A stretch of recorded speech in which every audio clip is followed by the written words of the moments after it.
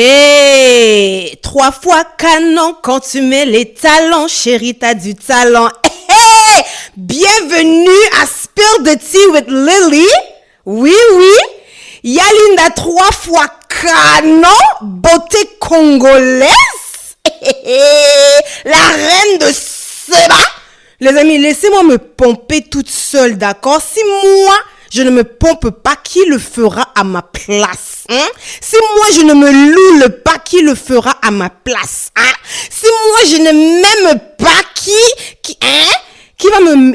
va me m'aimer à ma place? Comprenez mon français? Mes gens, c'est comment? Vous avez dans vos oreilles la beauté charismatique, la beauté évangélique avec la taille prophétique, comme le dit ma tante. Je lui fais des gros bisous parce que c'est son expression. Bienvenue à Spill the Tea with Lily, saison 2, épisode 3. Le dernier épisode, là, j'ai eu des bons retours. J'ai aimé converser avec vous. En tout cas, merci à tous ceux et celles qui reach out. À vous, les fidèles auditeurs. Franchement, je vous love. Bientôt, je vais commencer à faire des dédicaces ici. Ouais. Comme, je vais commencer à faire comme nos musiciens de la rumba congolaise. Ils mettent des dédicaces par-ci, par-là. Bref, Linda, concentration.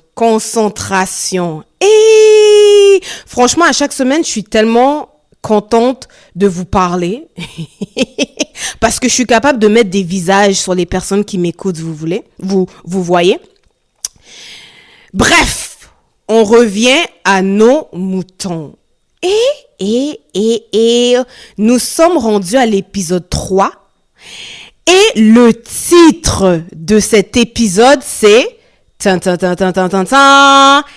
Et la Vierge enfantera.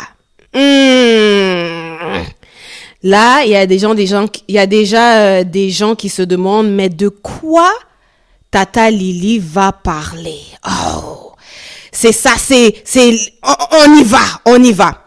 Mais avant, je vais faire un petit peu différemment aujourd'hui. J'espère que vous avez vos Bibles. Je sais que certains d'entre vous, vous m'écoutez pendant que vous faites la vaisselle ou vous êtes dans la voiture, mais c'est pas grave. Quand vous aurez un petit temps, juste de revoir les versets bibliques dont j'ai mentionné aujourd'hui, quoi. Excusez-moi. Donc, avant même, je vais faire un petit peu différemment dans l'épisode 3 d'aujourd'hui. Je veux, avant même d'expliquer le titre, je veux prendre le temps d'expliquer d'où m'est venu le sujet, d'accord? Toute la semaine qui vient de passer, comment dirais-je, je réfléchissais au fait que ce que je remarque, c'est que beaucoup de chrétiens connaissent la parole de Dieu, mais ne connaissent pas le Dieu de la parole. Je pense pas que vous avez bien entendu. Cette semaine, je pensais et je réfléchissais au fait que beaucoup de chrétiens connaissent la parole de Dieu, mais ne connaissent pas le Dieu de la parole. OK? Certains chrétiens sont beaucoup plus attachés à la parole de Dieu, à la doctrine de Dieu qu'à Dieu lui-même.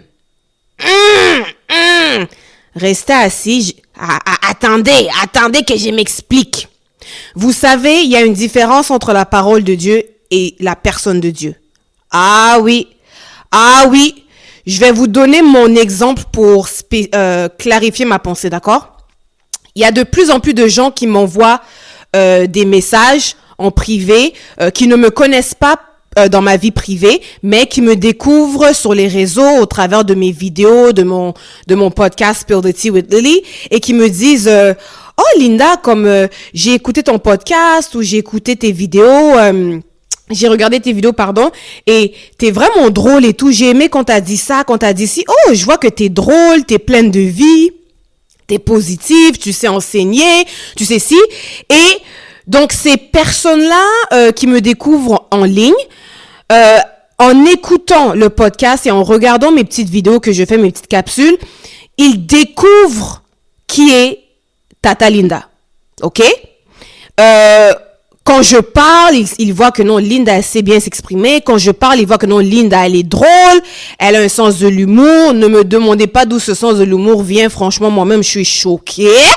Donc, quand Dieu distribuait l'humour, il s'est arrêté chez Tata Linda. Il a déversé les vases. Voilà.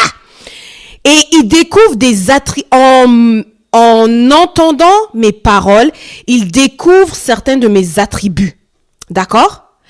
Mais ces gens-là sur les réseaux qui me découvrent en ligne, ils connaissent maintenant ma parole, ils connaissent les attributs associés à ma parole. Au travers de ce que je dis, se dégagent mes traits de personnalité, de caractère, mais ces gens-là ne me connaissent pas personnellement dans la vraie vie. Tout ce qu'ils connaissent, c'est la parole de Yalinda, d'accord? Et de cette parole qu'ils entendent, ils sont capables de déduire certains traits de caractère que j'ai, certains traits de personnalité, mais c'est pas parce qu'ils connaissent ma parole et qu'ils connaissent au travers de ma parole mes traits de personnalité que forcément ils me connaissent dans mon intimité. Vous voyez? Il y a des gens parmi vous que non seulement vous m'entendez et vous me voyez sur les réseaux, mais vous me connaissez dans le privé. Donc vous pouvez dire que oui, nous on connaît la parole de Linda, mais on connaît Linda aussi. On connaît la parole et on connaît la fille qui dit ses paroles. Vous voyez? Avec Dieu, c'est la même chose. Lorsque Dieu donna sa parole, lorsqu'il donna la Torah, lorsqu'il donna le livre des prophètes, lorsqu'il donna les épîtres, le Nouveau Testament, etc., il a donné sa parole. Et lorsque l'être humain lit la parole de Dieu, l'être humain est capable de déduire, tout comme vous quand vous m'écoutez, l'être humain lorsqu'il lit la parole de Dieu, il est capable de déduire que, Dieu est comme ça, Dieu est comme si, Dieu c'est un Dieu qui pourvoit. Dieu c'est l'Éternel des armées. Dieu c'est le Dieu des orphelins. Dieu c'est le Dieu d'Abraham, d'Isaac et de Jacob. Donc en lisant la parole de Dieu, l'être humain est capable de déduire certains traits de personnalité du Seigneur, ok? Mais voici le truc, c'est que ce n'est pas parce que vous êtes en train de lire la Bible que vous lisez que Dieu c'est Jéhovah Shammah, Dieu c'est Jéhovah Jireh, Dieu c'est Jéhovah Tchidkenu. C'est pas parce que vous lisez la Bible, d'accord, que forcément vous connaissez le Dieu de la Bible. Quand vous lisez la Bible, c'est comme quelqu'un qui, dans la vraie vie, vous parlerait de Dieu et vous dirait, Dieu il est comme ci, Dieu il est comme ça, Dieu il est comme ci. Quand vous lisez la Bible, c'est la même chose. Vous êtes en train de découvrir au travers de personnages bibliques comme Abraham, Isaac, Jacob, le roi David, vous êtes en train de découvrir le Dieu que ces gens-là ont expérimenté. Mais ce n'est pas parce que vous lisez la Bible et que vous découvrez des attributs de Dieu que forcément vous connaissez le Dieu qui a ces attributs-là. D'accord? Lire la Bible, c'est la première étape pour le connaître. Mais quand vous lisez les évangiles, quand vous lisez les épîtres, quand vous lisez la Torah, quand vous lisez les prophètes, vous êtes en train de lire la parole de Dieu, la parole inspirée. Vous êtes en train de recevoir de la part de d'autres personnes ce Dieu-là. Mais quand le roi David, au travers des psaumes, vous décrit ce Dieu-là, oui, c'est votre tête qui reçoit ces informations-là. C'est votre tête qui reçoit que l'Éternel est mon berger, je ne manquerai de rien. Ça, c'est votre cerveau. Vous voyez? C'est votre intellect qui reçoit ces informations-là. Mais quand vous lisez l'Éternel est mon berger, c'est David qui vous parle de son Dieu qu'il a expérimenté et qui vous dit mon Dieu est mon berger. Mais c'est pas parce que vous lisez ça que ça veut dire forcément que vous connaissez ce Dieu berger-là. Vous voyez? Mais donc, c'est pour ça que je dis qu'il y a une différence entre la parole de Dieu et le Dieu de la parole. La parole de Dieu est censée vous donner, quand vous lisez la parole de Dieu, c'est censé vous donner le goût de chercher à découvrir le Dieu qui a dit cette parole, vous voyez? Mais beaucoup s'arrêtent au niveau de la parole de Dieu sans connaître le Dieu de la parole. OK? Beaucoup, au travers de la parole de Dieu, découvrent des doctrines, se font enseigner des doctrines, se font enseigner des principes, se font enseigner des lois, et ils demeurent à ce niveau-là, et ils pensent que parce qu'ils connaissent la parole de Dieu, parce qu'ils connaissent les doctrines, parce qu'ils connaissent les lois, parce qu'ils connaissent les évangiles par cœur, ils pensent qu'ils connaissent le Dieu de ces choses. Je suis ici pour vous dire que ce n'est pas parce que vous connaissez la parole de Genèse à Apocalypse par cœur que vous connaissez Dieu. D'accord? Dieu, quand on lit la Bible, on reçoit de l'information dans l'intellect. D'accord? On reçoit de l'information dans la tête. On lit des personnages qui nous éduquent sur le Dieu qu'ils ont expérimenté eux. Mais ce n'est pas en lisant quelque chose qu'on expérimente ce Dieu-là. Ce n'est pas en développant des doctrines que l'on expérimente ce Dieu-là. D'accord? Et là, j'entends déjà la question. Vous allez me poser la question, mais Linda, comment expérimentons-nous ce Dieu-là? Comment est-ce qu'on peut connaître ce Dieu-là? Mes amis, certains vont me voir venir. Ce Dieu-là, on le découvre que par les épreuves. Ah, ce fameux mot que beaucoup n'aiment pas entendre. Dans l'épisode 1, je vous ai dit que le fondement de toute chose, c'est la croix de Christ, ce sont les épreuves. L'Éternel des armées, on le découvre par les épreuves et non pas en lisant la Bible. D'accord? La Bible, c'est la première étape. D'accord? Parce que si c'est seulement en méditant la parole de Dieu que l'on découvrait Dieu, alors Abraham n'aurait pas connu Dieu, parce qu'Abraham n'avait pas accès à la Bible. Ah, moi, je me trompe? La Bible n'existait pas sous Abraham. La Bible n'existait pas sous Job. C'est à peine si elle existait sous Moïse, puisque c'est Moïse qui a écrit les 5 premiers livres de la Bible. D'accord? Si ce n'est que la parole de Dieu qui nous permettait de découvrir Dieu, beaucoup de personnages dans la Bible n'auraient jamais connu Dieu. La Bible est c'est la porte d'entrée. Quand tu lis la Bible, tu reçois l'information dans l'intellect. Mais Dieu, mes gens, on le découvre par les épreuves.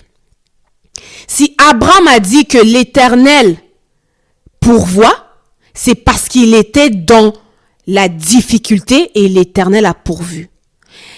Il a donné ce nom-là de l'Éternel pourvoit parce qu'il y avait un problème. Il était dans l'épreuve. Et quand l'Éternel a pourvu, Abraham lui a donné un nom, l'Éternel pourvoit. Quand la Bible dit l'Éternel des armées, c'est parce que préalablement il y avait une guerre, donc une épreuve pour le peuple d'Israël, et l'Éternel des armées est intervenu. Les Israélites l'ont regardé et ils ont dit quoi? Ils ont dit, oh, ça c'est l'Éternel de nos armées. Donc, la base pour rencontrer Dieu, pour découvrir Dieu, c'est l'épreuve. D'accord? Vous allez voir, on va y aller doucement parce que ce message est capital et très, très important. D'accord? Donc, je répète, beaucoup de chrétiens connaissent la parole de Dieu, mais ne connaissent pas Dieu. Ils connaissent la parole de Dieu, mais ils ne connaissent pas le Dieu de cette parole.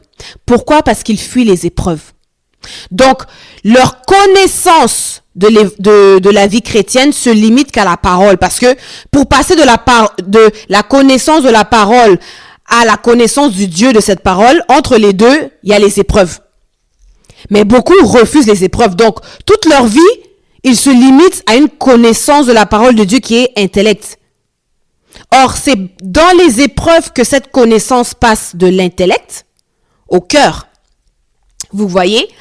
Et donc, cette semaine, c'est ça qui ruminait dans mon esprit toute la semaine. Je disais, ah Seigneur, je remarque que beaucoup de chrétiens sont figés sur la parole.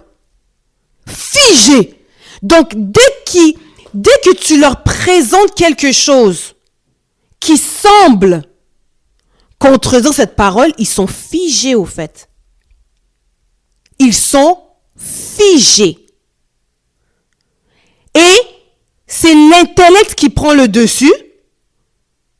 Et ils se disent, ben non, ben ce qui est dit là, c'est pas vrai. Quand, vous savez, les gens qui connaissent Dieu, qui connaissent la personne de Dieu, sont très à l'aise avec toutes sortes de perspectives. Parce qu'ils savent que Dieu est complexe. Le jour où tu comprends Dieu, c'est le jour où il n'est plus Dieu. Vous voyez? Et c'est ce que j'ai remarqué. Les gens qui se limitent seulement à la parole, sans connaître le Dieu de la parole, ces gens-là ont comme une certaine rigidité. Que vraiment que Dieu me fasse grâce pour que ce message-là passe comme du monde, parce que je sais pas trop comment le mettre en mots, mais c'est ce que je remarque. D'accord? Quand tu connais la personne de Jésus-Christ, les amis, c'est vraiment, c'est entrer dans une autre dimension de ta vie spirituelle. OK? Et du coup, je pensais à ça toute la semaine et je disais, waouh, Seigneur, c'est comme si les gens se bourrent le crâne de ta parole, se bourrent le crâne de doctrine, se bourrent le crâne de loi, mais comme ils sont remplis de paroles, remplis de doctrines, remplis de lois. Ils portent énormément, ils revêtissent énormément de choses. Ils revêtissent la parole, ils revêtissent les prophéties, ils revêtissent les doctrines, ils revêtissent les versets bibliques, ils revêtissent les principes, ils revêtissent les ci, les ça, les ci, les ça. Et malgré tout ça, Seigneur, ils ne te connaissent pas. OK? Et vraiment, dans mes temps de prière, je conversais comme ça avec Dieu. Et en conversant comme ça avec Dieu dans mes prières, boum, un jour dans la semaine, j'entends le Saint-Esprit me souffler et la Vierge enfantera. Et boum, j'ai dit, ah Seigneur, ça je connais, ça c'est Ésaïe 7. OK? Ça c'est la prophétie qu'Ésaïe a donnée sur le fait que la Vierge Marie allait tomber enceinte de Jésus, quoi. Et j'ai dit, le mot Vierge m'a tiqué. Et du coup, je vais prendre le temps de lire. Nous allons lire Ésaïe 7, versets 1 à 16. Peut-être que nous allons progresser, mais je sais pas combien de temps va durer cet épisode, mais je vais prendre mon temps parce que c'est un petit peu plus complexe. Il y a beaucoup plus de versets bibliques et j'ai besoin de temps pour bien exprimer ma pensée et m'assurer que tout le monde comprend en fait. Donc, on va lire Ésaïe 7, versets 1 à 16. J'espère que vous avez vos Bibles pour ceux et celles d'entre vous qui êtes assis et que vous avez votre thé ou votre café, votre eau, votre jus. Ésaïe 7, versets 1 à 16. Je vais vous le lire et progressivement vous expliquer le contexte, d'accord? Voici ce que dit la parole. Donc, le titre de cette section, c'est « Prophétie contre Israël et la Syrie ». Je lis.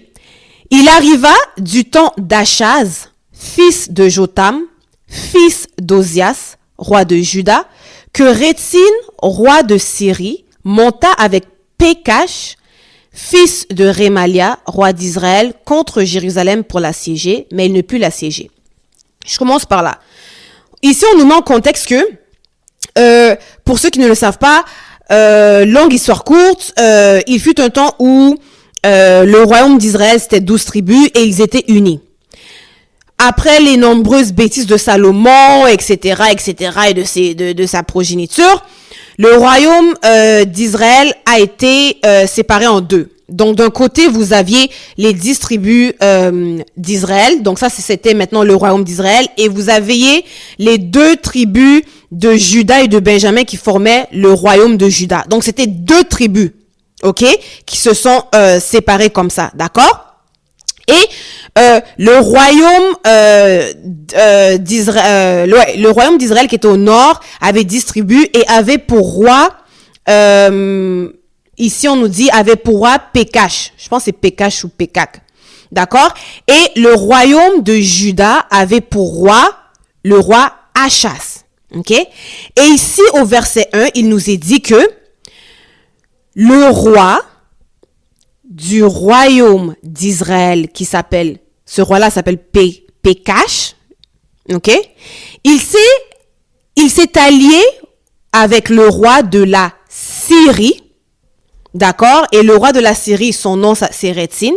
Donc, Pécache, roi d'Israël, et Rétine, roi de Syrie, se sont liés ensemble pour venir combattre le roi de Juda à Jérusalem. Et le roi de Juda s'appelle Achaz. Jusque-là, on est OK. OK. Verset 2. On vint dire à la maison de David, c'est-à-dire le roi Achaz, parce qu'il était de la lignée de David, on vint dire à sa maison, les Syriens sont campés en Éphraïm. Éphraïm fait partie du royaume d'Israël. Et donc, on vint dire à la maison de David, les Syriens sont campés en Éphraïm, et le cœur d'Achaz, roi de Juda, et le cœur de son peuple furent agités, comme les arbres de la forêt sont agités par le vent. Alors l'Éternel dit à Ésaïe, donc le prophète Ésaïe, va à la rencontre d'Achaz, roi de Juda, vas-y toi et cherche Achub, ton fils, vas-y vers l'extrémité de l'aqueduc de l'étang supérieur, sur la route du champ du Fouton. Et dis au roi d'Achaz, sois tranquille, ne crains rien, et que ton cœur ne s'alarme pas devant ces 2 bouts de tison fumant, devant la colère de Rétine et de la Syrie et du fils de Rémalia, de ce que la Syrie médite du mal contre toi. De ce qu'Éphraïm et le fils Rémalia disent, montons contre Juda, assiégeons la ville, et battons-la en brèche, et proclamons-y pour roi le fils de Tabel. Ainsi parle le Seigneur l'Éternel. Cela n'arrivera pas, cela n'aura pas lieu, car Damas est la tête de la Syrie, et Rétine est la tête de Damas. En parenthèse, c'est écrit ici, encore 65 ans, Éphraïm ne sera plus un peuple. La Samarie est la tête d'Éphraïm et le fils de Rémalia est la tête de la Samarie. Si vous ne croyez pas, vous ne subsisterez pas. L'Éternel parla de nouveau à Achaz et lui dit, demande en ta faveur un signe de l'Éternel ton Dieu, demande-le, soit dans les lieux bas, soit dans les lieux élevés. Achaz répondit, je ne demanderai rien, je ne tenterai pas l'Éternel. Ésaïe dit alors, écoute donc, maison de David, est-ce trop peu pour vous de lasser la patience des hommes, que vous lassiez encore celle de mon Dieu? C'est pourquoi le Seigneur lui-même vous donnera un signe. Voici, la jeune fille deviendra enceinte, elle enfantera un fils et elle lui donnera le nom d'Emmanuel. Dans d'autres traductions, ça dit, voici, la Vierge deviendra enceinte, elle enfantera un fils et elle lui donnera le nom d'Emmanuel.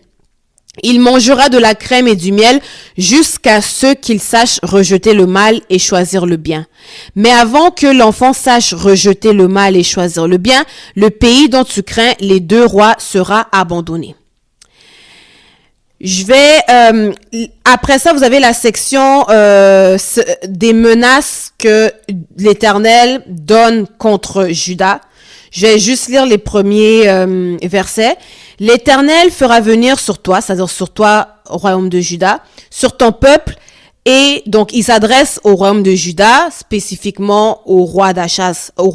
Donc, il dit, l'Éternel fera venir sur toi, sur ton peuple et sur la maison de ton père, des jours tels qu'il n'y en a point eu. Depuis le jour où Éphraïm s'est séparé de Juda, le roi d'Assyrie, en ce jour-là, l'Éternel sifflera les mouches qui sont à l'extrémité des canaux de l'Égypte et les abeilles qui sont au pays d'Assyrie, etc., etc. Ésaïe 7, si vous le lisez simplement comme ça, peut être un petit peu complexe à comprendre, mais je vais prendre le temps de vous l'expliquer. J'ai mentionné tout à l'heure que vous avez d'un côté le royaume d'Israël qui consiste en les 10 tribus, ok? Ce royaume-là, c'est lié, pas d'amitié, mais c'est lié en partenariat avec le royaume de la Syrie. Et ces deux-là voulaient attaquer le royaume de Juda. Plus spécifiquement, ils voulaient attaquer le roi de Juda qui s'appelle Achaz. Et quand Achaz reçoit l'information qu'il veut qu'on s'apprête à l'assiéger à Jérusalem, il a peur, etc. Et Dieu, quand il voit ça, il demande au prophète de ce temps-là qui est Ésaïe, il demande à Ésaïe d'aller avec son fils pour prophétiser, pour donner une parole d'encouragement à Achaz et au peuple. D'accord?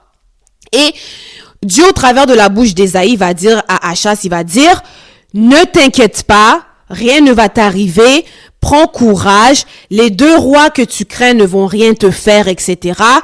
Prends courage et confiance en moi. Et il va même dire au verset 9, il faut vraiment que tu crois en moi, sinon, comme il dit, si vous ne croyez pas, vous ne subsisterez pas. OK? Donc, il dit à Achaz, fais-moi confiance, les 2 rois que tu crains ne vont rien te faire, mais pour que tu puisses voir ma main agir, tu dois me faire confiance. Tu dois avoir la foi en ce que moi je te dis. OK? C'est ça que Dieu lui dit. Et Dieu va même plus loin, il dit, regarde Achaz, OK? Demande-moi, il dit au roi Achaz, demande-moi un signe. Demande-moi que je te donne un signe qui prouve que non, je vais te délivrer, toi et ton peuple. OK? Et Achaz répond, non Seigneur, j'ai pas besoin, je ne vais pas te demander de signe. T'as pas besoin de rien me prouver, je vais pas te demander de signe. Et quand Dieu entend ça, il se fâche. Pourquoi? Parce que si vous étudiez en profondeur le contexte de cet épisode-là, et vous découvrez que la raison pour laquelle Achaz ne voulait pas demander de signe à Dieu pour confirmer que non, Dieu allait vraiment le délivrer, c'est parce que Achaz comptait sur le roi d'Assyrie, c'est-à-dire A-S-S-Y-R-I-E. Donc, il y a une différence entre la Syrie et la Syrie. D'accord? La raison pour laquelle Achaz n'a pas voulu demander de signe de confirmation à Dieu, c'est parce que dans son cœur, Achaz était idolâtre. C'est-à-dire que lui, il s'appuyait sur la puissance de l'Assyrie, A-S-S-Y-R-I-E, pour le délivrer des 2 rois là, des 2 autres rois là, des rois d'Israël et de la Syrie. OK? Et du coup, Dieu vient à sa rencontre et lui dit, ne t'inquiète pas, je vais te délivrer, etc. Mais lui, sa tête est pas là. Lui, on dit même, quand vous lisez un petit peu les commentaires bibliques, on dit que Achaz était idolâtre. Mais l'idolâtrie d'Achaz, c'était quoi? C'était que, pour lui, il mettait sa confiance dans la puissance du roi de l'Assyrie. A-S-S-Y-R-I-E. Pour lui, c'est, même si Dieu lui dit que non, moi, je vais te délivrer et tout, lui, sa confiance complète, c'était dans le fait que, le roi de l'Assyrie, là, il va venir, il va me délivrer.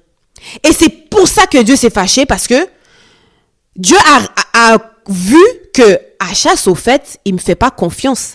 Il ne se repose pas sur ma puissance à moi, l'Éternel. Il se repose sur la puissance d'un roi païen de la Syrie, au fait. Achaz, il pense, la confiance d'Achaz ne vient pas de moi l'Éternel, du fait que moi je délivre, mais sa confiance vient du fait qu'un autre roi va venir le délivrer. Et ça, c'est vraiment venu énerver Dieu. OK? So, Dieu, non seulement Dieu, dans les versets 17 et plus, il va lui dire, in a nutshell, il va lui dire, Achaz, tu vois le roi sur qui tu mets ta confiance, le roi de l'Assyrie, ce roi-là, c'est lui-même qui va venir détruire ton royaume. Donc, il dit à Achaz, le roi en qui tu mets ta confiance, c'est lui-même qui va venir te détruire. Il dit, non seulement c'est lui-même qui va venir te détruire, mais malgré que tu ne m'as pas demandé de signe, moi-même, je vais te donner un signe. Et le signe que je vais te donner, c'est que la Vierge enfantera. Donc, le signe comme quoi la Vierge enfantera, c'est ça qui va c'est ça qui va témoigner comme quoi moi, l'Éternel, je vais sauver le royaume de Juda. Je prends le temps d'y aller. En d'autres mots, ce que Dieu il disait à Achaz, en d'autres mots, Dieu lui disait, Achaz, tu es idolâtre parce que tu mets ta confiance dans un roi puissant, le roi d'Assyrie, au lieu de mettre ta confiance en moi seul. Et Dieu se retourne et dit, le roi d'Assyrie en qui tu mets ta confiance, c'est lui-même qui va détruire ton royaume. OK? Mais moi, l'Éternel, je garderai un résidu de ton royaume. OK? Et le signe comme quoi je vais accomplir ça, c'est que la Vierge enfantera. C'est ça le contexte d'Ésaïe 7. Et là, vous allez me dire, OK, Linda, je comprends pas, mais c'est quoi le rapport? C'est quoi le rapport entre ce que Achaz est en train de vivre et le fait que la Vierge enfantera? Vous savez, tout à l'heure, je vous ai dit quoi? Je vous ai dit, beaucoup de gens connaissent la parole de Dieu, mais ne connaissent pas le Dieu de la parole. Beaucoup de gens mettent leur confiance dans la parole de Dieu, mais ne mettent pas leur confiance dans le Dieu de la parole. Vous êtes comme Achaz. Vous mettez votre confiance, comme Achaz. Achaz mettait sa confiance dans un roi que Dieu avait créé, au lieu de mettre sa confiance dans le Dieu qui avait créé ce roi. Beaucoup de chrétiens connaissent et du coup mettent leur confiance dans la parole de Dieu, plutôt que de mettre leur confiance dans le Dieu qui a donné cette parole. Vous êtes comme Achaz. Le roi Achaz mettait davantage sa confiance dans un roi païen créé par Dieu que par le Dieu qui a créé ce roi païen. D'accord? Et comme moi, j'ai lu « Et la Vierge enfantera », je me suis dit « Seigneur, explique-moi ta pensée ». Et c'est là que le Saint-Esprit a commencé à m'expliquer. Et je vais prendre le temps parce que c'est quelque chose qui est complexe à expliquer, à comprendre. OK? Vous savez, beaucoup de gens vont lire la Bible et vont dire, Dieu a dit, il n'y aura pas de stérile dans ma maison. Il n'y aura pas... donc la parole de Dieu, la parole de Dieu dit, il n'y aura pas de pauvreté in a nutshell. Il n'y aura pas de stérilité. Il n'y aura pas d'avortement. Il n'y aura pas si. Vous serez la tête et non la queue. La parole dit toutes ces choses. D'accord? Et maintenant, quand viennent les épreuves, tout à coup, boum, tu commences à souffrir de stérilité. Tout à coup, boum, tu commences à souffrir de problème de fertilité. Tout à coup, boum, tu commences à souffrir de pauvreté. Tout à coup, boum, tu commences à souffrir au niveau de la santé. Quand maintenant ces épreuves-là viennent, les gens commencent à douter. Ils doutent de la personne de Dieu. OK? Pourquoi? Parce qu'ils ne connaissent pas Dieu. Ils connaissent sa parole, mais ils ne connaissent pas Dieu. Si ces gens-là connaissaient Dieu, ça voudrait dire que quand les épreuves y viennent et qu'ils comprennent l'utilité des épreuves, parce qu'ils connaissent Dieu, ils vont traverser ces épreuves-là avec un Dieu qui va leur dire, oui, c'est vrai que ma parole dit, il n'y aura pas de stérilité au milieu de vous, il n'y aura pas d'avortement, la pauvreté c'est non, etc. Oui, c'est vrai que ma parole dit ça, mais avant d'en arriver là, voici le chemin des souffrances que tu dois traverser pour que ma parole s'accomplisse. C'est ça que Dieu va leur dire. Dieu va leur dire, oui, ma parole dit ça, mais pour que ma parole en arrive à ça, pour que ma parole arrive à la santé, pour que ma parole arrive à la richesse, pour que ma parole arrive à la fécondité, toi, tu dois traverser la stérilité, toi, tu dois traverser la pauvreté, toi, tu dois traverser la maladie. Vous voyez la différence quand je distingue parole et Dieu de la parole.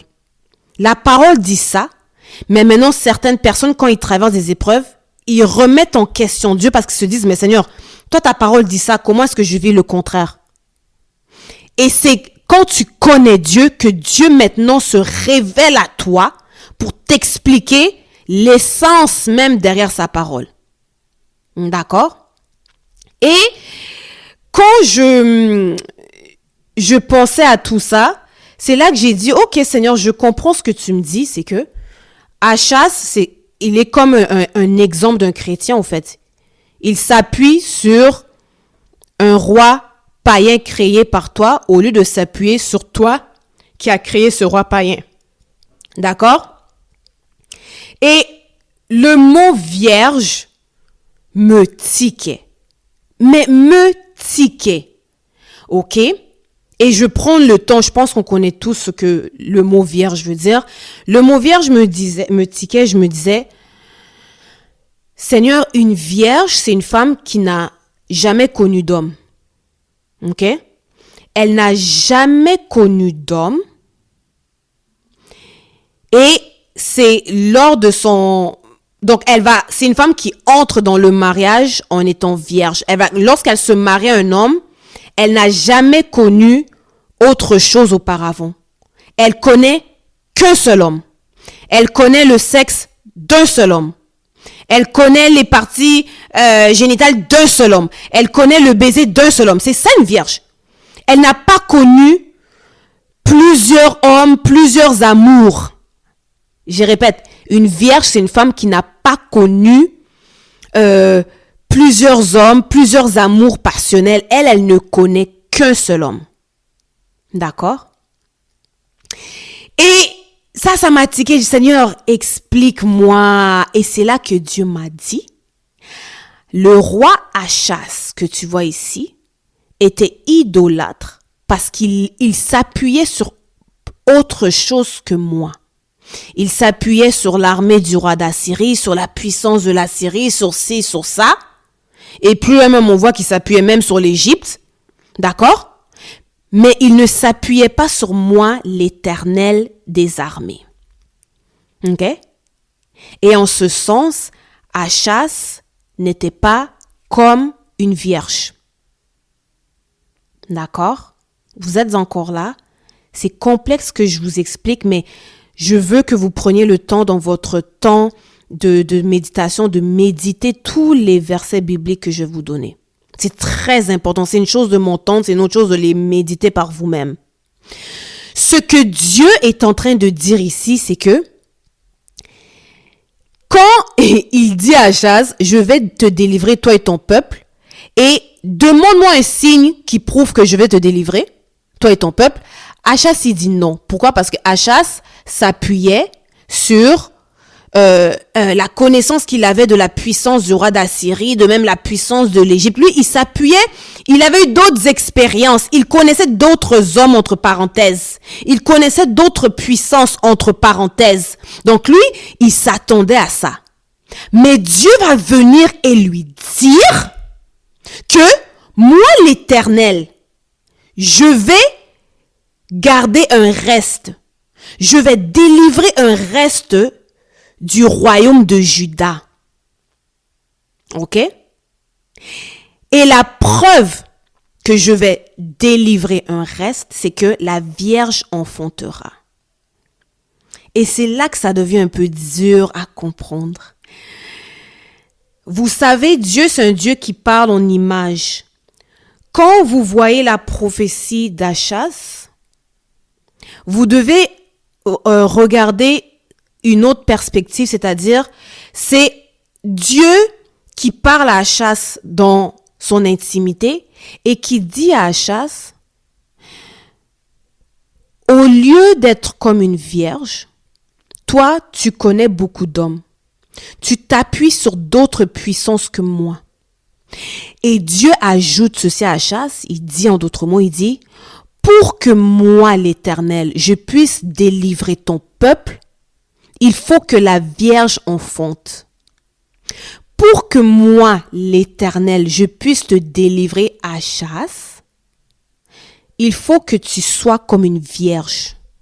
Parce que c'est lorsque tu es comme une vierge que tu peux enfanter la délivrance.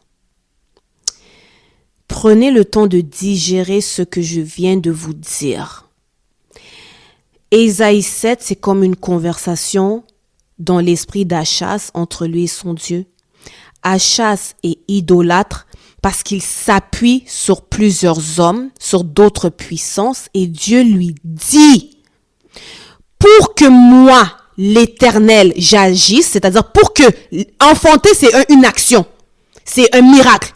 Dieu lui dit, Achaz, toi tu t'appuies sur d'autres rois, sur d'autres hommes, mais pour que moi, l'Éternel, je puisse agir, pour que moi, l'Éternel, je puisse amener le miracle de la délivrance de ton peuple, tu dois être comme une vierge.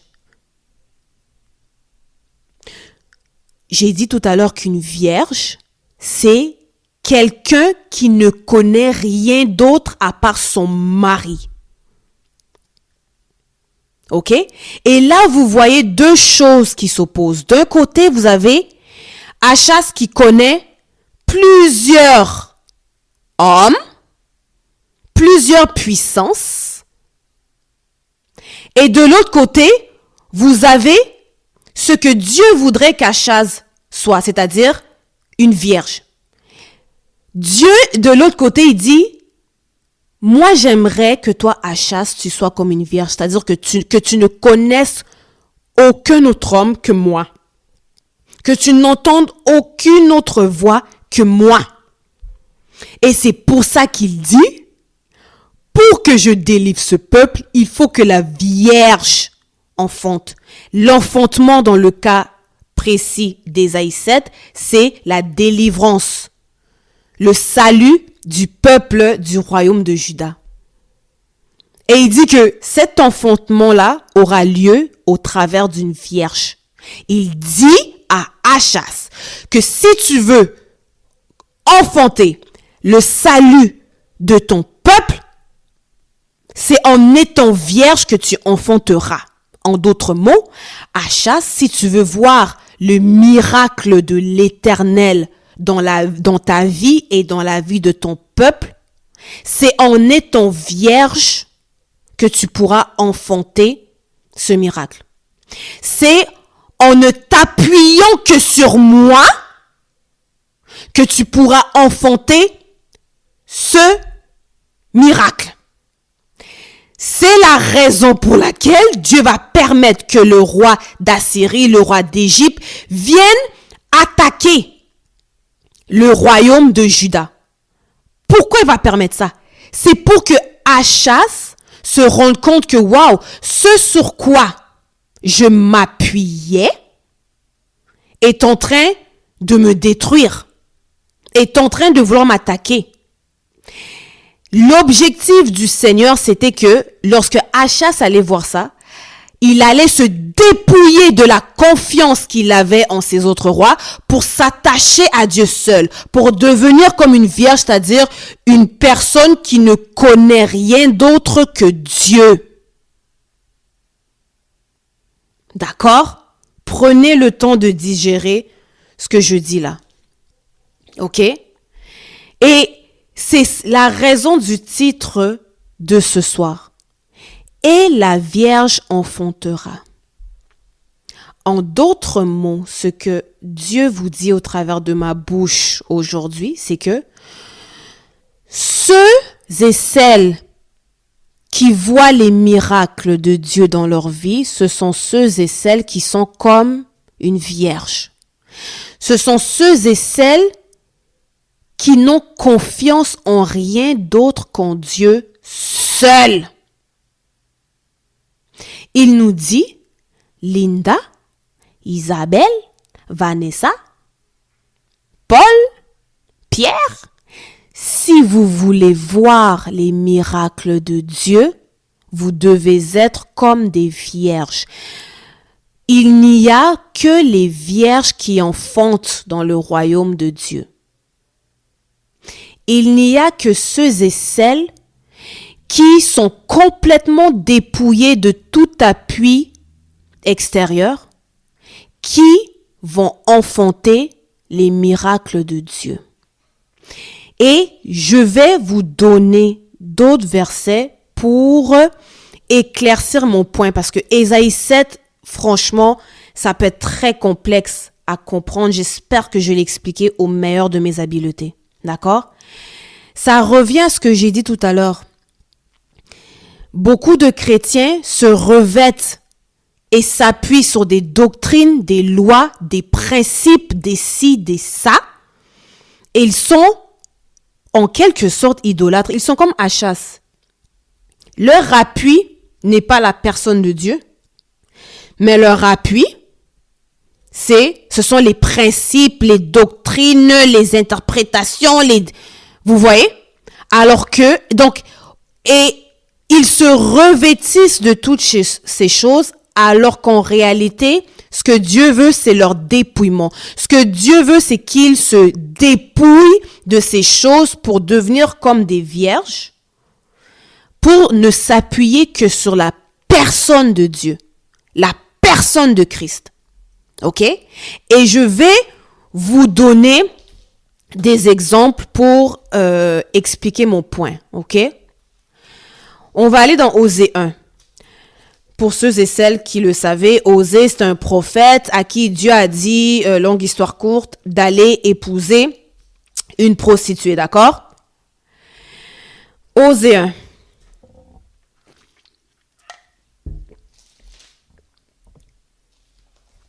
Je me rends.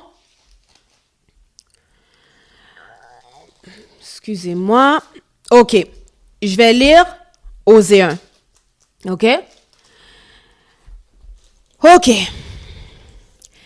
La parole de l'Éternel qui fut adressée à Osée, fils de Béri, au temps d'Osias, de Jotam, d'Achas, d'Ézéchias, roi de Juda, et au temps de Jéroboam, fils de Joas, roi d'Israël. La première fois que l'Éternel adressa la parole à Osée, l'Éternel dit à Osée, « Va, prends une femme prostituée et des enfants de prostitution, car le pays se prostitue, il abandonne l'Éternel. » Osée alla et il prit Gomère, fille de Diblaïm. Elle conçut et lui enfanta un fils. Et l'Éternel lui dit, « Appelle le fils du nom de Jizreel, car encore un peu de temps, et je châtierai la maison de Jéhu pour le sang. » On tourne la page. « Pour le sang versé à Jizreel. Je mettrai fin au royaume de la maison d'Israël. En ce jour-là, je briserai l'arc d'Israël dans la vallée de Jizreel. » Maintenant, la femme d'Osée conçut de nouveau et enfanta une fille. Et l'Éternel dit à Osée, donne-lui le nom de Lo-Rushama, qui veut dire, donne-lui le nom de Lo-Rushama, car je n'aurai plus pitié de la maison d'Israël, je ne lui pardonnerai plus. Verset 7. Mais j'aurai pitié de la maison de Juda, je les sauverai par l'Éternel leur Dieu, et je ne les sauverai ni par l'arc, ni par l'épée, ni par les combats, ni par les chevaux, ni par les chevaliers. Ok? Je répète le verset 7, ici c'est le verset clé. Dieu il dit, mais j'aurai pitié de la maison de Juda, je les sauverai par l'Éternel leur Dieu, et je ne les sauverai ni par l'arc, ni par l'épée, ni par les combats, ni par les chevaux, ni par les chevaliers. Dieu est en train de dire que le royaume d'Israël, je vais le détruire, mais le royaume de Juda, je vais le sauver par moi-même, par l'Éternel. Je ne vais pas les sauver en utilisant l'arc, l'épée, les combats, les chevaux ni les cavaliers, mais je vais les sauver par moi-même. OK? Ici, c'est comme avec Achaz, c'est comme avec certains chrétiens. Dieu, il dit, moi, Dieu, je vais sauver par moi-même. Je ne vais pas utiliser l'arc, l'épée, les cavaliers, les combats ici, mais par moi-même. OK? Ce qu'il était en train de dire au royaume de Juda, c'est que toutes ces choses sur lesquelles vous vous appuyez, pensez à Achaz, toutes ces choses sur lesquelles vous vous appuyez, les cavaliers, les chevaux, les ci, les ça, c'est comme du néant. Dépouillez-vous de ces choses afin de devenir vierge et de ne connaître que moi. Parce que c'est la Vierge qui enfantera. C'est ceux et celles qui seront dépouillés de toutes ces choses qu'ils se sont revêtus, toutes ces choses en qui ils ont mis leur confiance, ce sont ceux-là que je vais délivrer. Ce sont les gens qui seront vierges qui vont enfanter la délivrance. Ce sont les gens, en d'autres mots, qui ne me connaissent que moi et moi seul. Ce sont les gens qui ne dépendent que sur moi seul que je vais délivrer. Ce sont eux qui vont enfanter. OK? Je vais pousser plus loin pour vous montrer la pensée. Quand on dit que la Vierge enfantera, je vais pousser plus loin. On va aller dans Osée 2, juste après, et je vais lire Osée 2, versets 4 à 25. Et je vous demande franchement dans votre temps libre de vraiment, tous les versets que je vous donne aujourd'hui, c'est important de les méditer pour encore mieux comprendre la pensée de cet épisode. D'accord? Osée 2 à partir du verset 4. C'est Dieu qui parle au travers de Osée et qui dit « Plaidez contre votre mère, car elle n'est point ma femme et je ne suis point son mari. Qu'elle ôte de sa face ses prostitutions et de son sein ses adultères. » Il parle ici du royaume de Juda. Donc, il prend le royaume de Juda, il la compare à une femme prostituée au fait, ok? Donc, il dit, plaidez contre votre mère, car elle n'est point ma femme, et je ne suis point son mari, qu'elle ôte de sa face ses prostitutions, et de son sein ses adultères. Sinon, je la dépouille à nu, je la mets comme au jour de sa naissance, je la rends semblable à un désert, à une terre aride, et je la fais mourir de soif. Et je n'aurai pas pitié de ses enfants, car ce sont des enfants de prostitution. Leur mère s'est prostituée, celle qui les a conçus s'est déshonorée, car elle a dit, j'irai après mes amants, qui me donnent mon pain et mon eau, ma laine et mon lin, mon huile et ma boisson. C'est pourquoi voici, ainsi dit l'Éternel, je vais fermer son chemin avec des épines et y élever un mur, afin qu'elle ne trouve plus ses sentiers. Elle poursuivra ses amants et ne les atteindra pas. Elle les cherchera et ne les trouvera pas. Puis elle dira, j'irai et je retournerai vers mon premier mari, car alors j'étais plus heureuse que maintenant. Elle n'a pas connu que c'était moi l'Éternel qui lui donnait le blé, le mou et l'huile. Et l'on a consacré au service de Baal l'argent et l'or que je lui prodiguais. C'est pourquoi je reprendrai mon blé en son temps et mon mou dans sa saison, et j'enlèverai ma laine et mon lin qui devaient couvrir sa nudité. Et maintenant, je découvrirai sa honte aux yeux de ses amants, et nul ne la délivrera de ma main. Je ferai cesser toute sa joie, ses fêtes, ses nouvelles lunes, ses sabbats, et toutes ses solennités. Je ravagerai ses vignes et ses figuiers, dont elle disait, c'est le salaire que m'ont donné mes amants. Je les réduirai en une forêt, et les bêtes des champs les dévoreront. Je la châtierai pour les jours où elle encensait les Baals, où elle se parait de ses anneaux et de ses colliers, allait après ses amants et m'oubliait, dit l'Éternel. Verset 16. C'est pourquoi voici, je veux l'attirer, la conduire au désert, et je parlerai à son cœur. Là, je lui donnerai ses vignes et la vallée d'Accord comme une porte d'espérance. Et là, elle chantera comme au temps de sa jeunesse et comme au jour où elle remonta du pays d'Égypte. En ce jour-là, dit l'Éternel, tu m'appelleras mon mari et tu ne m'appelleras plus mon maître. J'ôterai de sa bouche les noms des Baals afin qu'on ne les mentionne plus par leur nom. En ce jour-là, je traiterai pour eux une alliance avec les bêtes des champs, les oiseaux du ciel et les reptiles de la terre. Je briserai dans le pays l'arc, l'épée et la guerre, et je les ferai reposer avec sécurité.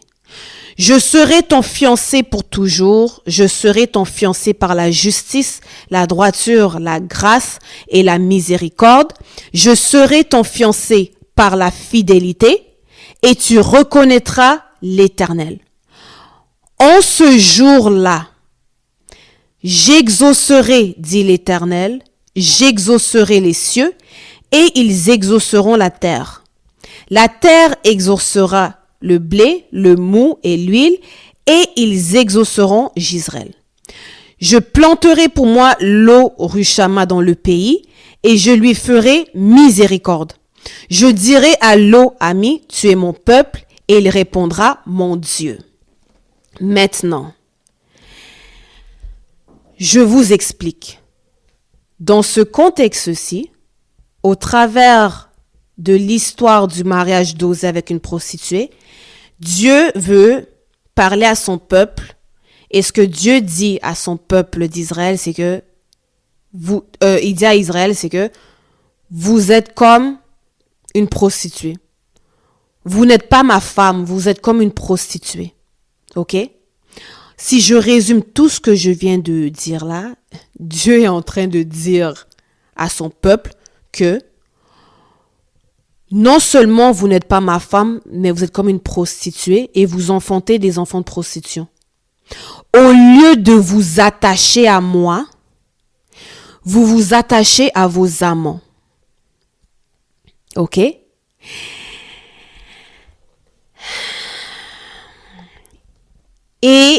il illustre au verset 7, il dit, « Leur mère s'est prostituée, celle qui les a conçus s'est déshonorée, car elle a dit, j'irai après mes amants qui me donnent mon pain et mon eau, ma laine et mon lin, mon huile et ma boisson. » OK? Et tout le long de ces passages, il dit à Israël, donc toi, au lieu de réaliser que tout ce que tu as, c'est moi l'Éternel qui t'a donné, le lin, le mou, la laine, toi, tu dis que ce sont tes amants qui t'ont procuré ces choses.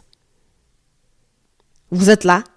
Il dit, tu es une prostituée parce qu'au lieu de dire que toutes ces choses, la laine, le mou, l'huile, le blé, au lieu de dire que c'est moi l'Éternel, ton mari qui t'a donné ces choses, toi, tu dis que ce sont tes amants qui t'ont donné ces choses.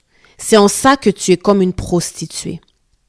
OK? Et c'est pour ça qu'il dit, comme toi, au lieu de dire que c'est moi l'Éternel qui t'ai donné ces bénédictions, toi tu dis que ce sont tes amants. OK. Il dit, au verset 8, c'est pourquoi voici je veux fermer son chemin avec des épines et y élever un mur, afin qu'elle ne trouve plus ses sentiers.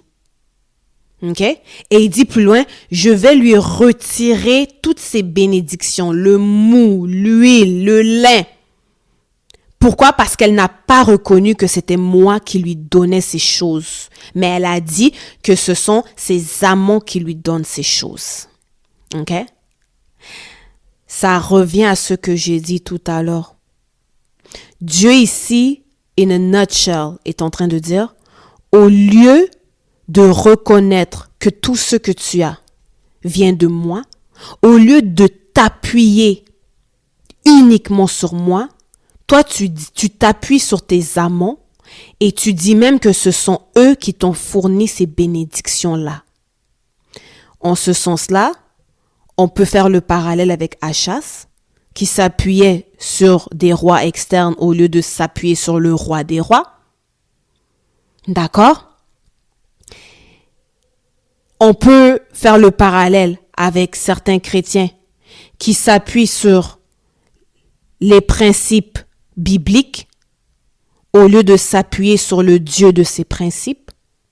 Vous voyez là, je vais en venir. Et je vais vous donner le tea time maintenant pour vous illustrer ce point. Et le tea time, je vais y aller doucement et vous montrer le parallèle entre ce que moi j'ai vécu et ce que Osée 2 nous dit. Excusez-moi, je dois boire de l'eau. OK. Pour ceux qui me suivaient depuis le début, vous savez, je suis née de nouveau en 2012. OK? Moi, je suis née de nouveau à l'Oratoire Saint-Joseph, qui est une église catholique. Et quand je suis née de nouveau, directement, c'était Bible. J'étais vraiment à fond dans la Bible. OK? Et d'ailleurs, la Bible, c'est vraiment ça mon don. Donc, moi, je comprends très facilement la Bible parce que c'est mon don, OK? Et quand je suis née de nouveau, les 2 premières années, c'était Bible. Et j'écoutais les pasteurs quand ma mère ou ma tante m'envoyait des vidéos ou d'autres servants de Dieu m'envoyaient des vidéos. Mais moi, c'était vraiment la Bible, OK? Et pendant 2 ans, j'allais pas à l'église, OK? Mais ce qui s'est passé, c'est que au courant de ces années-là, comme j'étais encadrée et puis j'écoutais, en plus de la Bible, j'écoutais les différents pasteurs qu'on me demandait d'écouter, j'ai commencé à acquérir des principes. Aller à l'église, jeûner, prier, lire ma Bible, le principe de donner la dîme, donner les offrandes, les bâtir des hôtels, etc. J'ai commencé à acquérir tous ces principes-là, OK? Et au bout de 2 ans de nouvelle naissance, moi et ma mère, nous sommes allés à l'église. Et arrivé à l'église, on a acquis d'autres connaissances, d'accord? Les années ont passé et moi, j'ai toujours été vraiment une chrétienne modèle, hein, dans le sens que moi, l'obéissance plus, et tout ce qu'on me demandait de faire, je faisais. D'accord? Donne la dîme. Je l'avais dit à un moment donné, moi-même, je donnais pas 10%, je donnais 20%. Donne la dîme par-ci, donne la dîme par-là. Église, mercredi, vendredi, dimanche. Donc, tout, bâtir un hôtel. Offrande sacrificielle. Guys, j'ai fait tout sauf rien. Jeûne par-ci, jeûne par-là.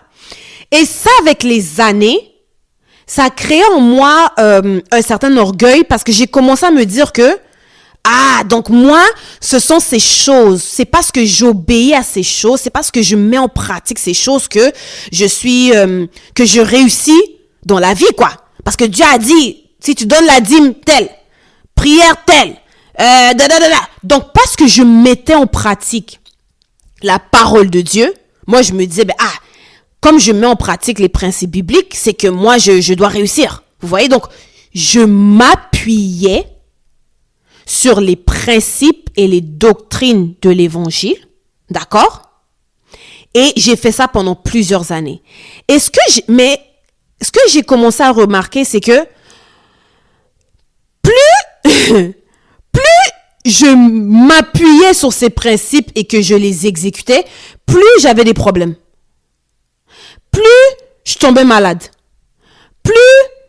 Donc j'avais des problèmes financiers. Or, moi, on me disait que non, si tu obéis à Dieu, il n'y aura pas ci, il n'y aura pas ça. Si tu donnes ta dîme, il y aura pas la pauvreté. Si tu donnes ta dîme, et j'appliquais les principes, mais je ne voyais pas les fruits de ces principes-là. Je ne voyais pas les résultats. Et je me disais, mais, le principe de Dieu dans la parole de Dieu dit que non, vous serez la tête et non la queue. Mais comment est-ce que moi, dans ma vie, je suis la queue? Le principe dit que non, si tu donnes ta dîme, tu seras béni. Mais comment est-ce que moi, je donne ma dîme, mais financièrement, je suis pas béni? Le principe dit que non, la maladie n'est pas ton partage. Mais comment est-ce que moi, je suis constamment malade et j'enchaîne les maladies? Vous voyez? Et du coup, j'appliquais les principes d'un côté, mais de l'autre côté, mon contexte s'empirait.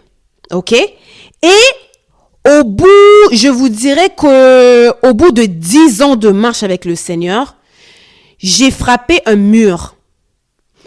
Et je me rappelle, j'ai commencé par dire à ma mère, maman, j'étouffe. Maman, j'étouffe.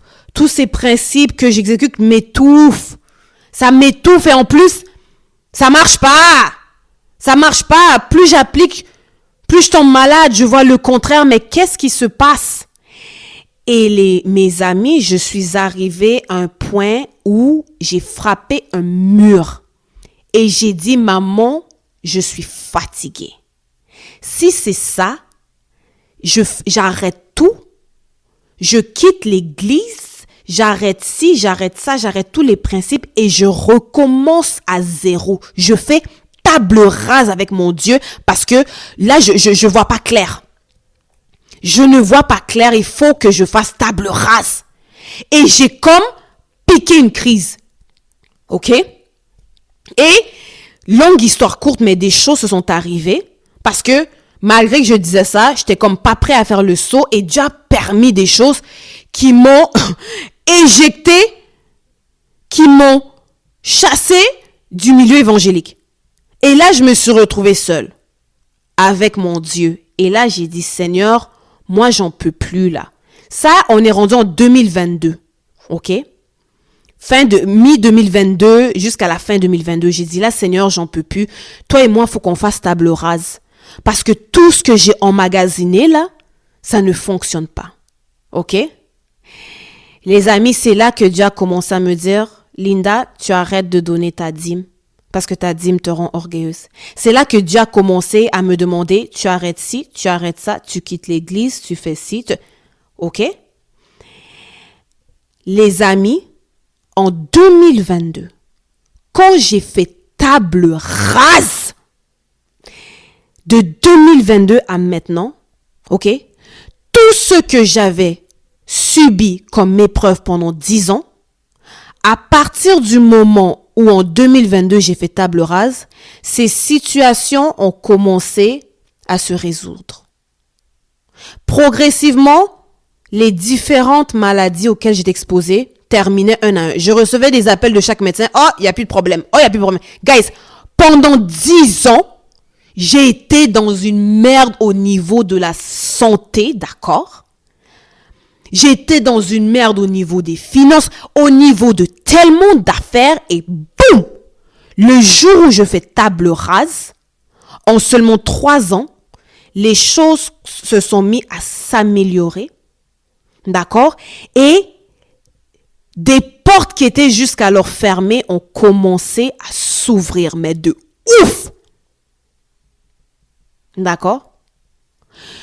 Pendant 10 ans, de 2012 à 2022, j'ai agi, j'ai appliqué des principes, j'ai obéi à la parole, mais ma situation allait de pire en pire.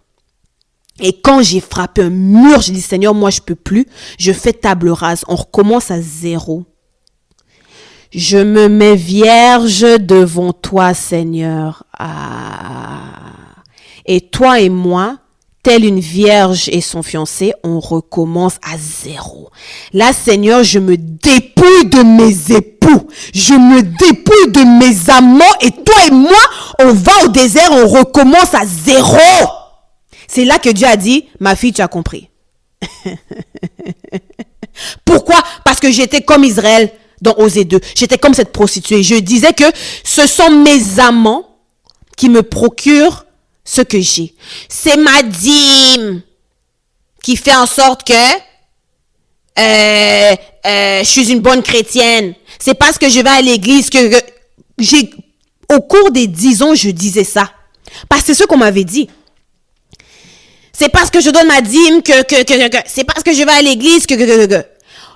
Mais ce qui est arrivé, c'est que au début, ouais, ça semblait fonctionner, mais très rapidement, je me suis rendu compte, mais tout ce que vous me dites là, c'est de la foutaise. C'est de la foutaise. J'ai un esprit critique, les gars. C'est de la foutaise. Parce que plus ça va, ça s'empire. Vous voyez? Et c'est là que Dieu m'a coincé. C'est là que Dieu m'a dit, comme il a dit dans Osée 2, ma belle, toi, au lieu de t'appuyer sur moi, tu t'appuies sur une série de principes, de lois, de régulations, d'enseignements bibliques. Au lieu de t'appuyer sur moi seule. En ce sens, Linda, tu es comme une prostituée. Tu es idolâtre parce que tu n'es pas vierge devant moi. Au lieu de te dépouiller, toi, tu te revêtis. Au lieu de te dépouiller, tu te revêts de principes, des dictons, des ci, des ça. Au lieu de te dépouiller. Et du coup, toutes ces choses sont devenues dans ta vie comme des amants. La dîme est devenue comme un amant. Le fait d'aller à l'église est devenu comme un amant. C'est-à-dire que tu t'es attaché à ces choses plus qu'à moi. Tu t'es attaché à mes paroles plus qu'à moi. C'est comme quelqu'un qui s'attache aux bénédictions de Dieu plus qu'à Dieu. C'est la même chose. Et il dit, en ce sens, tu as été comme une pute. C'est ça qu'il me dit. Et il a dit, comme il a dit dans Osée 2, il a dit, c'est pourquoi voici, je veux fermer son chemin avec des épines et y élever un mur, et afin qu'elle ne trouve plus ses sentiers. Quand Dieu a vu que je m'appuyais sur toutes ces choses, qu'est-ce qu'il a fait? Il a permis des épreuves.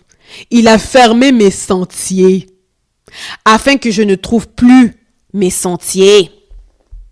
J'ai poursuivi ces choses pendant 10 ans et je ne les ai pas atteints. Verset 9. Et en 2022, j'ai dit, comme dans le verset 9, j'irai et je retournerai vers mon premier mari car alors j'étais plus heureuse que maintenant. J'ai dit non, j'étais plus heureuse quand je venais d'être née de nouveau et que j'étais comme une vierge, je connaissais rien, à part le Jésus qui m'avait rencontré à l'oratoire Saint-Joseph.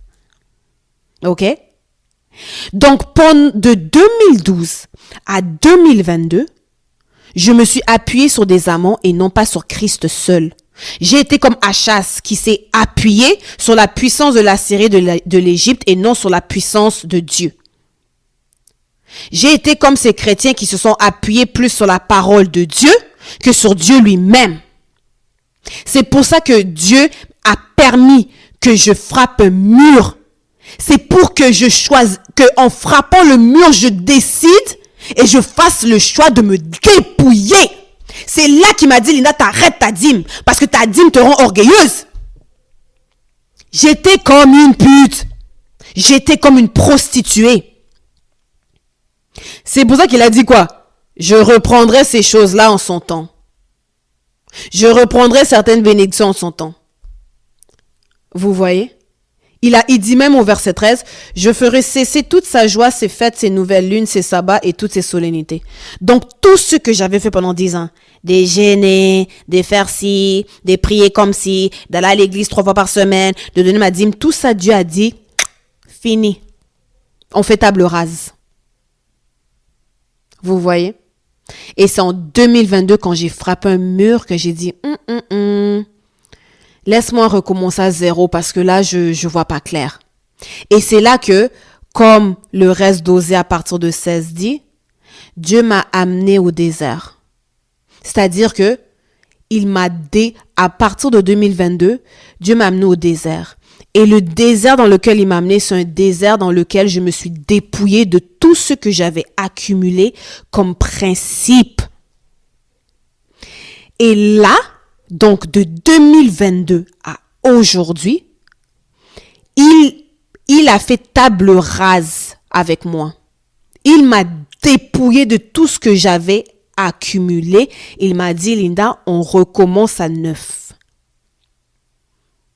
c'est là qu'il m'a parlé. C'est là que je suis retournée à mon amour premier, qui était Dieu lui-même. Pardon.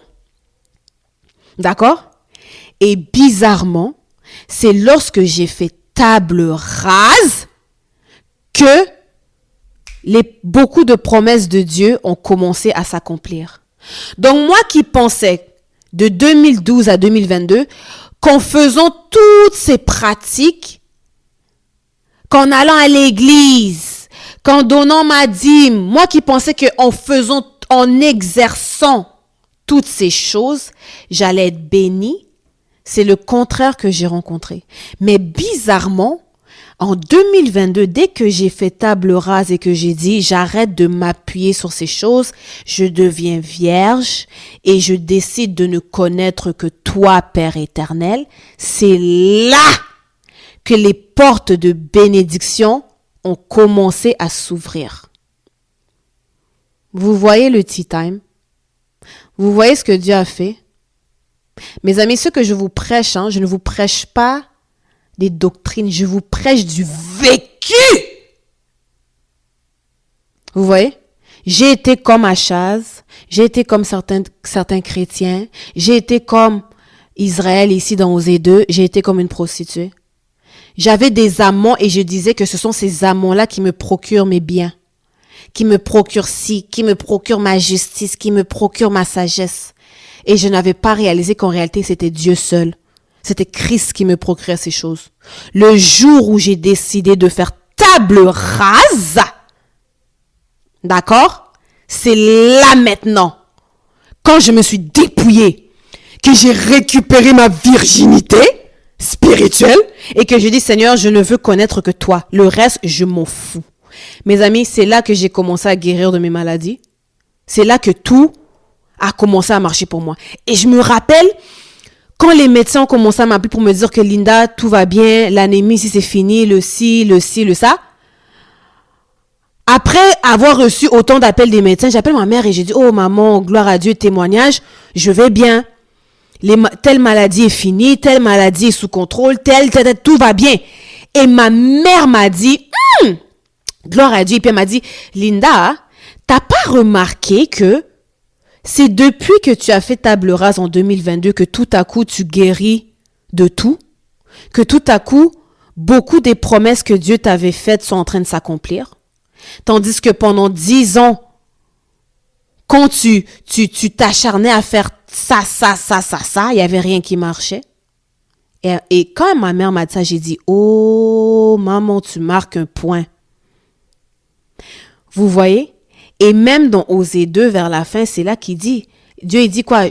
Voilà pourquoi je vais l'attirer au désert, je vais la dépouiller, je vais parler à son cœur et c'est là que je vais la bénir. C'est exact. Moi, Osée 2, je l'ai vécu en live. En live.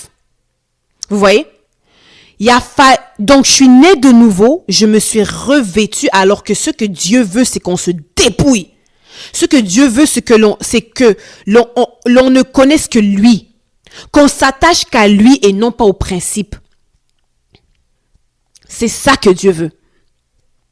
Qu'on s'attache à la personne de Christ. Parce que les amis, dans l'Ancien Testament, la Bible nous dit, ta parole est ma lumière. D'accord? La parole de l'Éternel est ma lumière. Mais dans le Nouveau Testament, la Bible nous dit, la parole s'est faite chair. Dans le Nouveau Testament, la Bible dit quoi? Que c'est Jésus qui est la lumière. C'est Jésus qui est la lumière du monde. Donc vous voyez, Ancien Testament, la lumière c'est la parole. Nouveau Testament, la lumière c'est Christ. Il y a un message derrière ça. Ce que Dieu dit, vous voyez la progression? On commence par la parole qui est lumière, on finit par la personne de Dieu qui est lumière. La parole n'est qu'une première étape. L'objectif c'est Christ. L'objectif, c'est de connaître Christ. C'est pour ça que l'apôtre Paul a dit, je vois tout comme de la boue, tout ce que j'ai accumulé, toutes les connaissances que moi, l'apôtre Paul, j'ai accumulées. Moi qui étais pharisien, d'entre les pharisiens, israélite, d'entre les israélites, tout ça, tout ce que j'ai appris, le sabbat, les cils, tout ça, je vois ça comme de la boue, afin de gagner Christ. C'est ça que l'apôtre Paul dit. Et c'est ça que moi j'ai dit en 2022, j'ai dit, tout ça là, je vois ça comme de la boue. On repart à zéro parce que moi, ce qu'il me faut, c'est Christ. Et c'est en ce sens que j'ai dit au début, beaucoup connaissent la parole de Dieu, mais ne connaissent pas le Dieu de la parole, parce qu'ils refusent les épreuves. Or, moi, ce sont les épreuves qui m'ont permis de passer de la parole comme lumière à Christ comme lumière. Vous voyez? De 2012 à 2022, c'était la parole qui était ma lumière. De 2022 à aujourd'hui, c'est Christ qui est ma lumière. Vous voyez? Est-ce que le titan est clair? Et je vais... Ah Seigneur, fais-nous grâce. Laissez-moi un peu prier. Excellent Père de grâce, je compte sur toi. Je compte sur toi parce que moi, je ne suis qu'une petite fille. Je ne connais rien. Je ne sais pas parler. Je n'ai pas d'intelligence. Devant toi, je suis nue. Je suis nue, mon intelligence, c'est de la boue. Ma sagesse, c'est de la boue. Ma compréhension, c'est de la boue. Devant toi, je viens à nu. Je viens comme une petite fille qui ne connaît rien. Devant toi, je viens comme une vierge qui ne connaît rien. Afin que les gens voient Christ. Seigneur, que les gens ne me voient pas moi, parce que moi, je ne suis rien. Que ce peuple qui m'écoute ne m'entende pas moi, mais qu'il voit Christ. C'est ça l'objectif.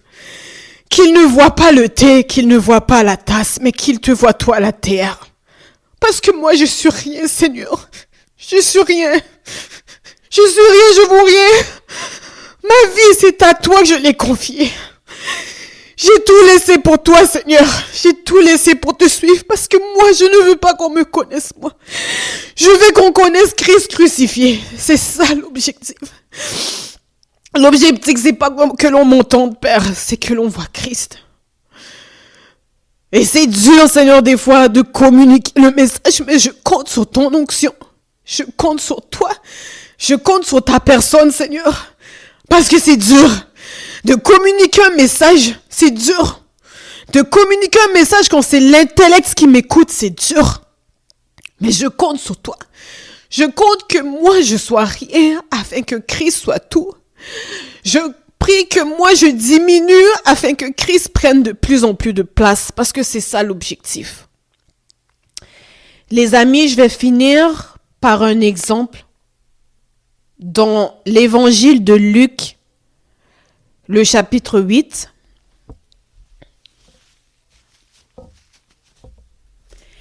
L'évangile de Luc, le chapitre 8.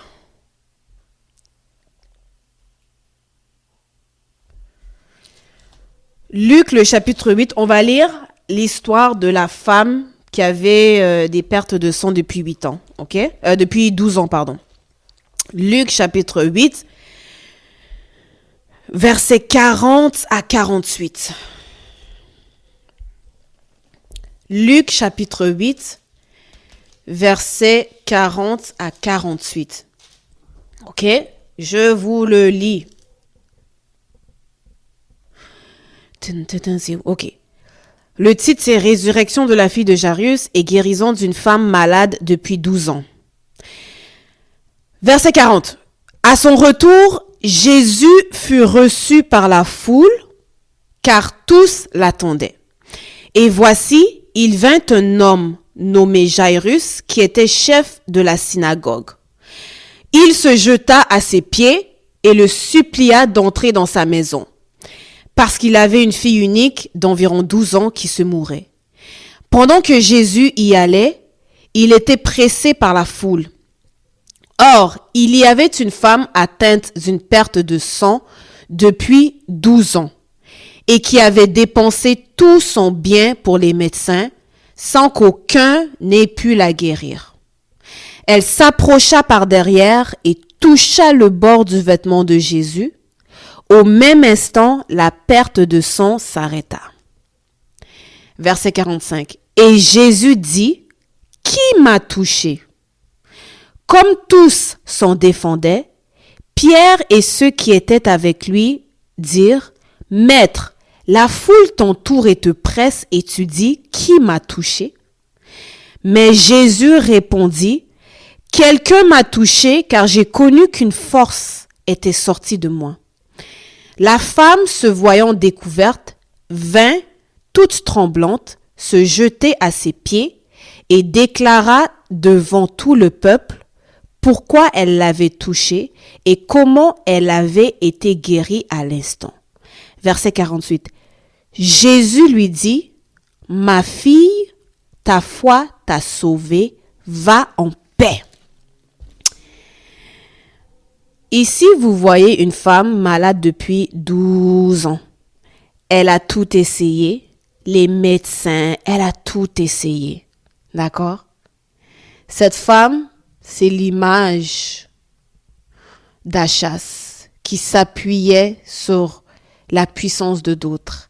Cette femme, c'est l'image d'Israël, la prostituée, qui s'appuyait sur ses amants. D'accord? Après 12 ans d'essai, elle s'est fatiguée. Et quand elle a entendu parler de Jésus, elle a dit, elle s'est dépouillée de tous ces médecins, c'est ci, c'est ça. Et elle s'est dit, si seulement je peux toucher Christ, je serai guérie. Vous voyez, la foule ici qui entourait Jésus était aussi une image de cette foule de choses que cette femme avait essayé pour être guérie. Et cette femme devait se faufiler dans cette foule afin de toucher Christ. Vous voyez? Il fallait qu'elle se dépouille de cette foule pour toucher Christ. Et c'est quand elle l'a fait, c'est quand elle est devenue vierge, c'est quand elle s'est dépouillée de tous ses amants, c'est quand elle s'est dépouillée de toutes ses connaissances et qu'elle a touché Christ, qu'elle a enfanté sa guérison. Est-ce que je peux avoir un bon amen épicé? C'est quand elle est devenue vierge qu'elle a enfanté sa guérison. C'est quand elle s'est dépouillée de tous ces autres hommes, au sens figuré, auxquels elle s'était attachée, et qu'elle s'est attachée à Christ seule, qu'elle est devenue comme une vierge qui ne connaît qu'un seul homme. C'est là qu'elle a enfanté son miracle. Je vais finir par la chose suivante. Vous savez, dans le jardin d'Éden, il y avait l'arbre de la connaissance du bien et du mal, et il y avait l'arbre de la vie. Et Dieu avait dit à Adam, le jour où tu mangeras de l'arbre de la connaissance du bien et du mal, tu mourras. Ce que Dieu voulait, c'était que Adam aille directement vers l'arbre de vie, qu'il en mange les fruits et qu'il vive éternellement. Mais Adam, on connaît l'histoire, il a mangé le fruit de l'arbre de la connaissance du bien et du mal. Ok? C'est pas nécessairement que l'arbre de la connaissance du bien et du mal était mauvais, mais c'est que ce que Dieu voulait, c'est que Adam mange de l'arbre de la vie pour qu'il puisse vivre éternellement. D'accord? Et je vais finir l'épisode d'aujourd'hui avec Apocalypse 2, versets 1 à 7. C'est Jésus qui s'adresse à l'église d'Éphèse et écoutez attentivement ce qu'il dit. Il dit, donc de 1 à 7, « Écris à l'ange de l'église d'Éphèse.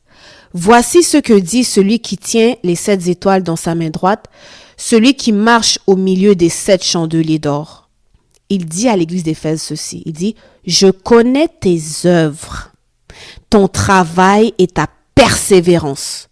Je sais que tu ne peux supporter les méchants, que tu as éprouvé ceux qui se disent apôtres et qui ne le sont pas, et que tu les as trouvés menteurs, que tu as de la persévérance, que tu as souffert à cause de mon nom et que tu ne t'es point lassé. Mais ce que j'ai contre toi, c'est que tu as abandonné ton premier amour. Souviens-toi donc d'où tu es tombé, réponds-toi et pratique tes premières œuvres. Sinon, je viendrai à toi et j'ôterai ton chandelier de sa place, à moins que tu ne te répandes. Tu as pourtant ceci, c'est que tu hais les œuvres des Nicolaïtes, œuvres que je hais aussi. Verset 7. Que celui qui a des oreilles entende ce que l'Esprit dit aux églises. À celui qui vaincra, je donnerai à manger de l'arbre de vie qui est dans le jardin de Dieu. Ici, là, enlevez Église d'Éphèse, mettez Tata Linda. Mettez certains chrétiens. Oh, Tata Linda, elle faisait des œuvres. Elle travaillait. Elle persévérait. Elle ne supportait pas les méchants. Hein? Elle avait de la persévérance. Elle souffrait à cause du nom de Jésus. Hein? Mais Tata Linda s'était revêtue de ces choses et avait oublié son premier amour, qui était Christ lui-même.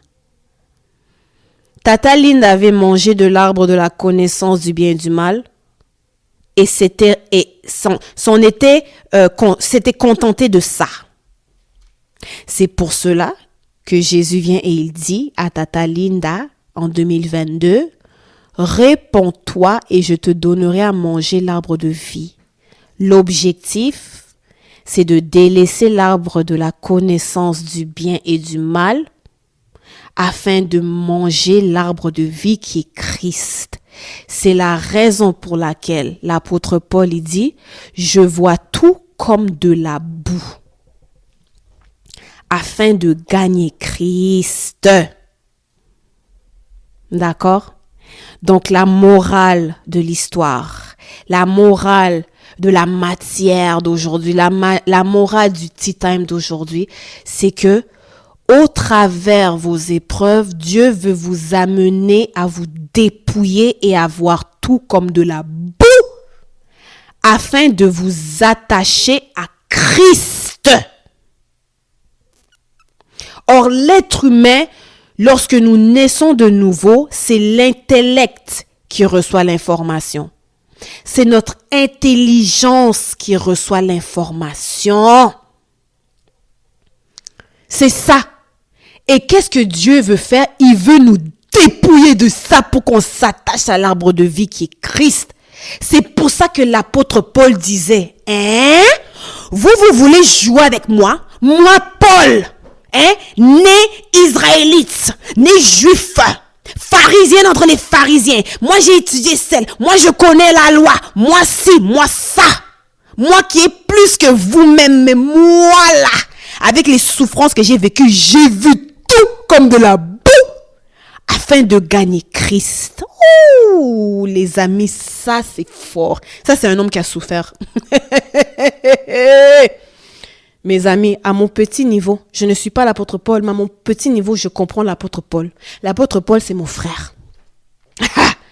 Aujourd'hui, les amis, je vous dis, tout ce qu'on m'a enseigné, les principes, les doctrines, les ci, les ça, je vois tout comme de la boue afin de gagner Christ. C'est-à-dire que moi, je peux lire ma Bible même 1000 fois. Je demande toujours à Dieu, Seigneur, fais-moi lire la Bible comme une vierge, comme si j'ai jamais lu la Bible, comme si je fais table rase, pour gagner Christ. Fais taire mon intelligence. C'est pour ça que je dis toujours que moi, je suis ouverte d'esprit. Quand je viens à Dieu là, je m'assure, Seigneur, ici là, je connais rien. Et les amis, à chaque fois, Dieu me donne de l'arbre de vie, je découvre des nouveautés, C'est pour ça que moi, je dis toujours, les amis, moi, je ne peux jamais débattre sur l'évangile.